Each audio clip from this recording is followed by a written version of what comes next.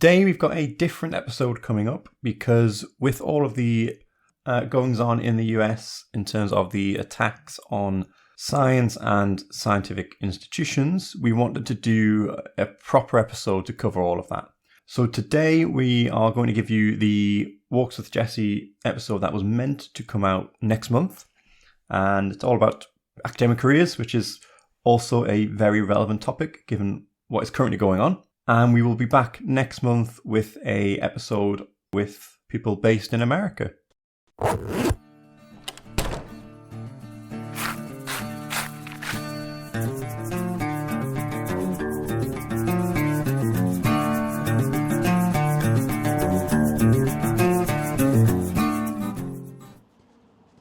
Change is afoot, quite literally for me, because I'm currently moving house. Or maybe I've already moved when this comes out. Who knows? I wanted to spend this time talking about careers inside academia and outside of academia. This has been prompted by some of the things I'm seeing on social media, but also I did a podcast relatively recently where I was interviewed for a change. And we were talking a little bit about my journey leaving academia. And since that episode came out, I've had a few messages from people who've said that the things I talked about resonated with them. So I'm going to start by talking about my trajectory and experience, and then we'll probably be a bit more broad and general with the current job market, what it's like to get out of academia, why that's difficult, and also some of the really shitty things that recruiters and employers do, both during the hiring process, right through to actually employing people and the working environment.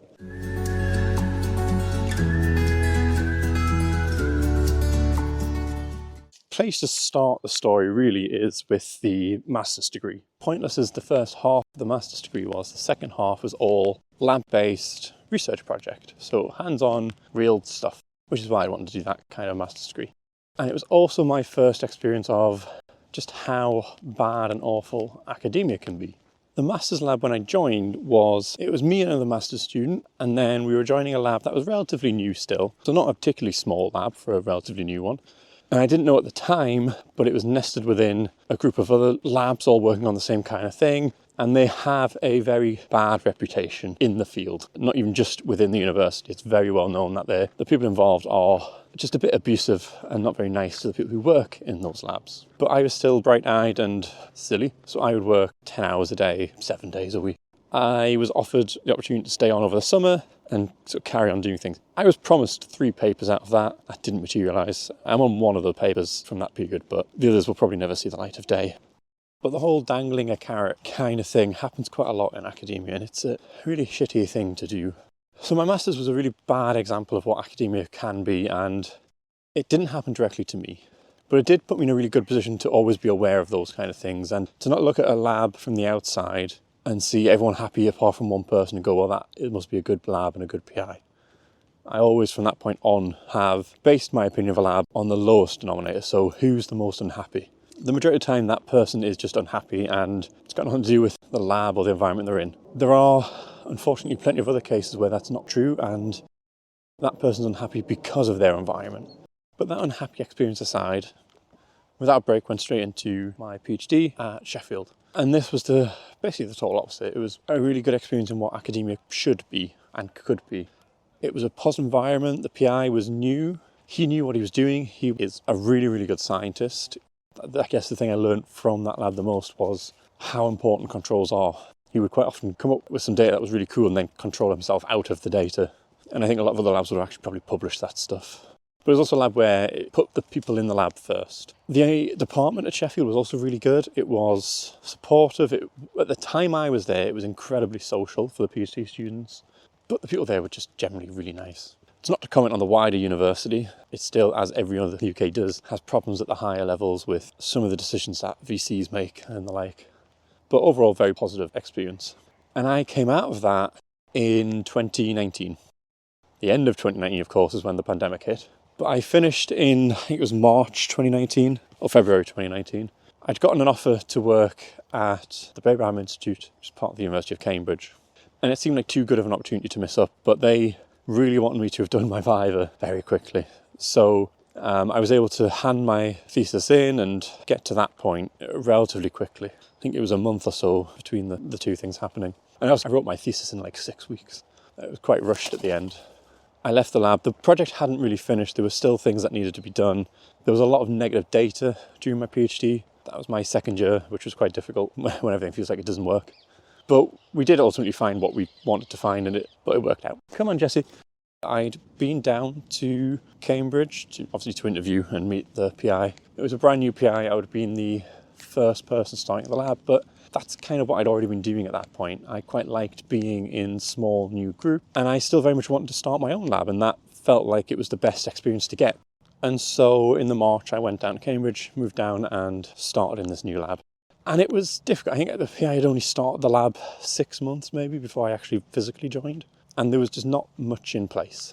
And it was just a very difficult rest of the year, although I didn't really know why. And I had been keeping up with the news with COVID. This is early 2020. And I could see what was about to happen. So rather than being stuck in Cambridge, I think it was a week maybe before the labs actually shut down, I left and went back up to Sheffield. But in getting out of that lab, I was able to move to a lab in London. This was basically exactly what I needed after that experience I'd had. The PI was lovely. Again, back to more of a people first kind of approach. The problem was the university was very unsupportive. Ultimately, that unsupportive environment is what led to me leaving academia, because it was impossible to get preliminary data for funding for grants. It was a lot of mouse work. Things didn't progress as quickly as they needed to.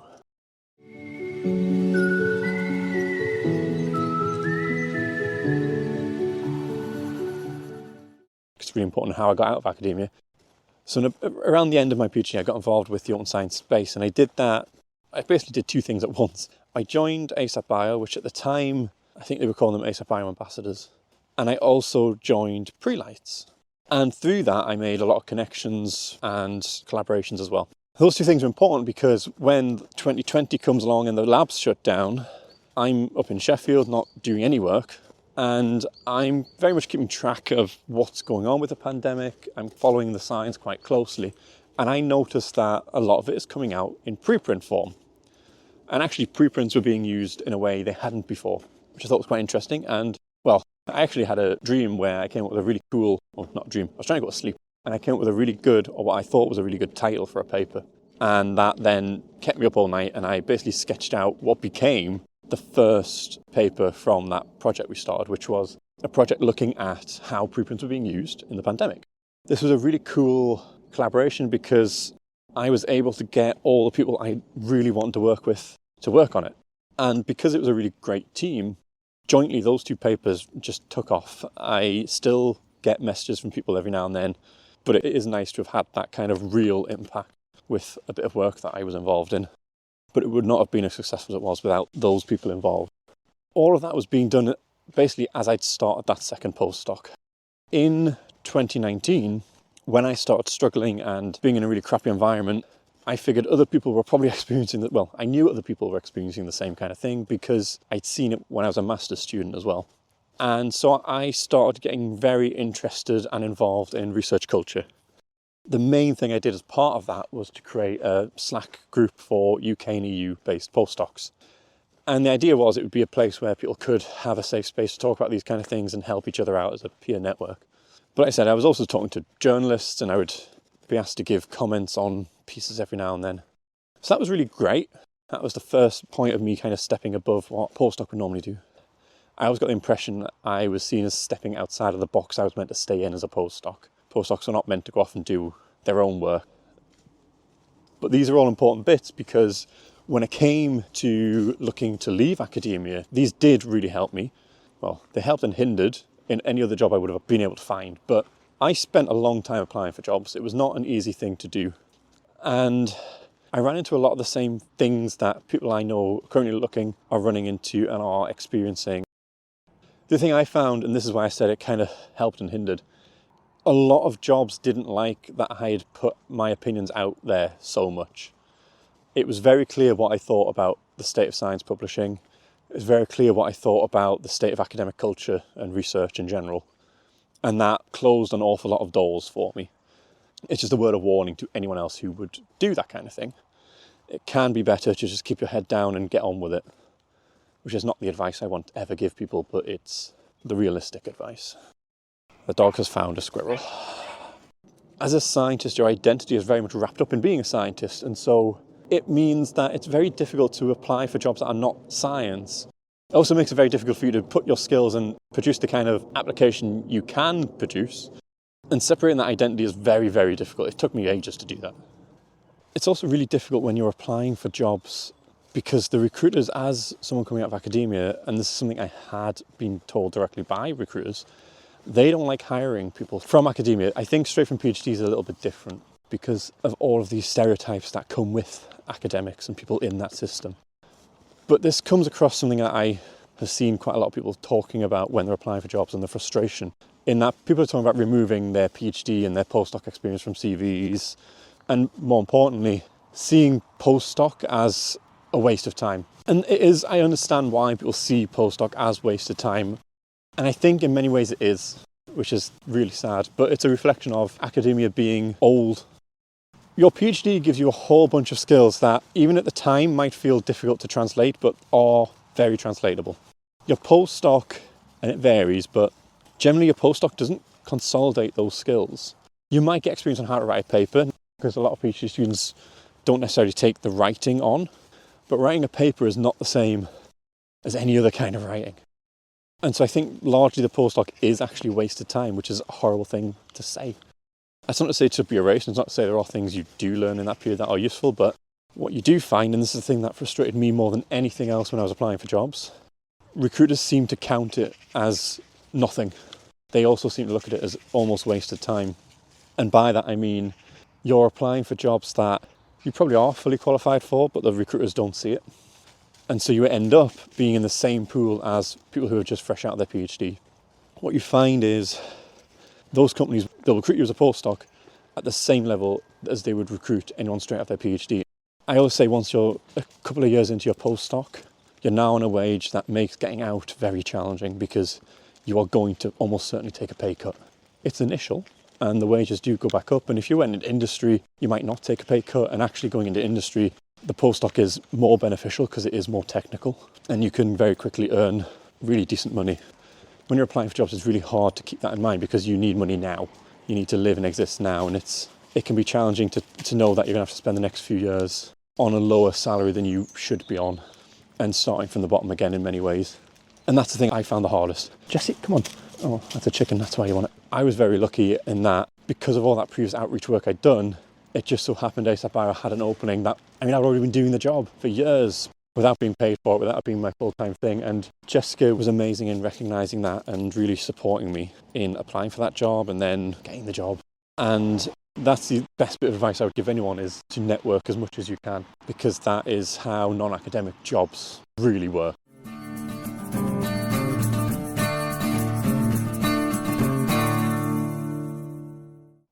It took me a long time when I was applying for jobs to find a job. And even though it's been, 2 years really since I started applying for jobs, it doesn't seem like the space has really moved on at all. In fact, if anything, it's gotten quite a bit worse, because one big difference now between when I was applying for jobs is that AI is increasingly being used to screen applications. And I can't imagine that as a fun experience. And I have no idea or advice on how to get around any of that. But there's a lot of things that have remained the same that are enormously frustrating, and applying for jobs is mentally and emotionally draining. But the real problem is that the HR departments and the recruiters, the employers, make it so much worse than it has to be. And this is everything from having you apply in one place only to then have to fill out a much longer but pretty much repetitive application form on their system, through to really basic things like so many jobs don't have the salary attached to them. And at the very basic level, at least put a salary range on there, because you know this information as a recruiter. And I understand maybe you can't always pay the salary you would actually like to pay your staff members, but at least when you're advertising jobs, it's polite at the very least to have the job advertised with the salary or salary range. Now the other thing is just how badly worded a lot of them are. I appreciate it's usually being written maybe by someone from HR who doesn't actually know the role very well, but too often they lack detail needed to actually put a decent application in.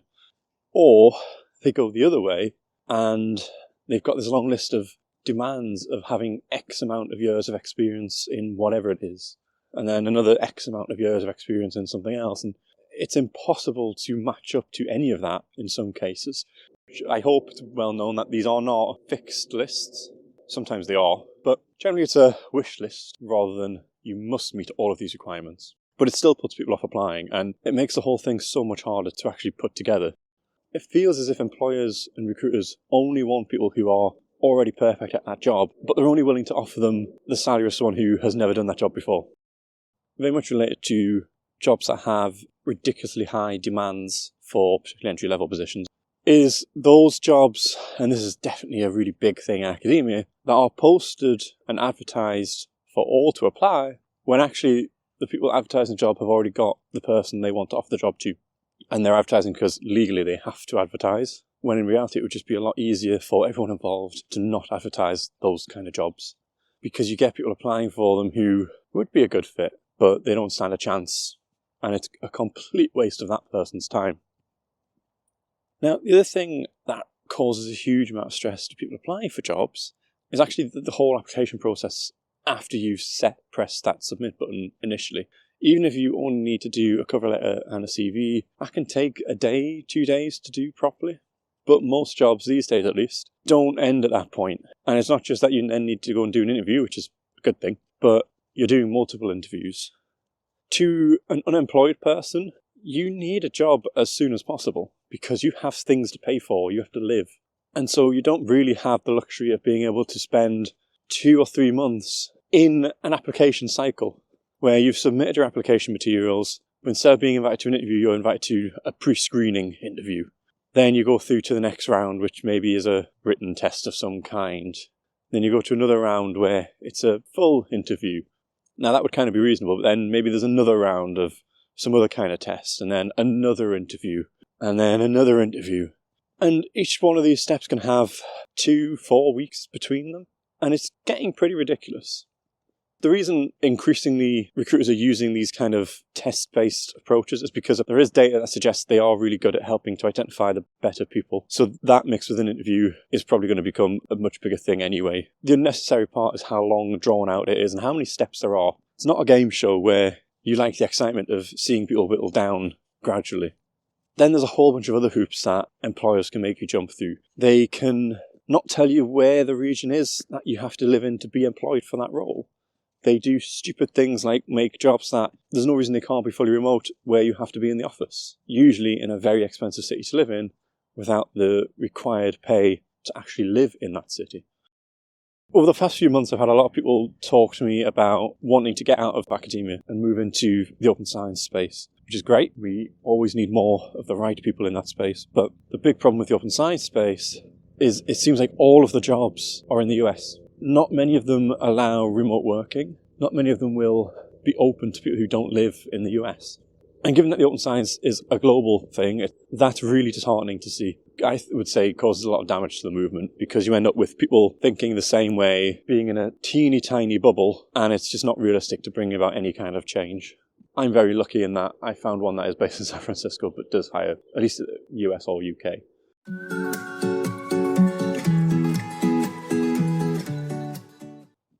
All of this is basically just to say that you're not alone in how frustrated you probably feel.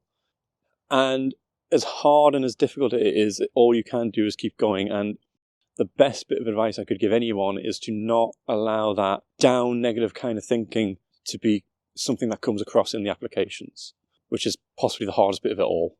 So express frustrations elsewhere. When I was applying for jobs, I wrote about the whole experience. I might link to some of these in the show notes and make them public again. If you are looking to leave academia, it's always worth looking for academic adjacent type roles. So these could be lecturing, funding bodies, grant agencies, or things that are still actually at a university, but in things like research and development offices, or some universities have research culture environments that you can work in. Those are great opportunities and jobs to get involved with. The other general bit of advice to give would be to network as much as you can. My story shows how important that was for me.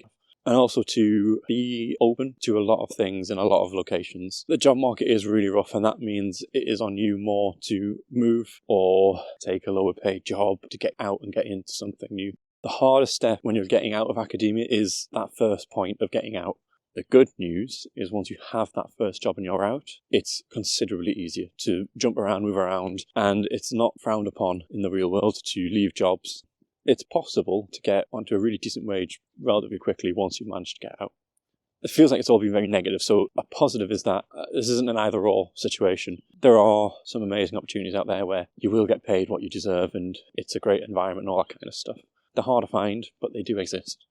If any of this has resonated, if any of this has made you realise you're in a similar situation to things I've been in or experienced, or you want advice on how to get out, or advice on staying in academia too, then please do reach out either to the podcast or to me. I'm always happy to talk to people about all of this kind of stuff and to help where I can. Even if I can't give you any advice or be that helpful, sometimes it's helpful enough just to know that you're not the only one experiencing all of these kind of things and there is light on the other side of it.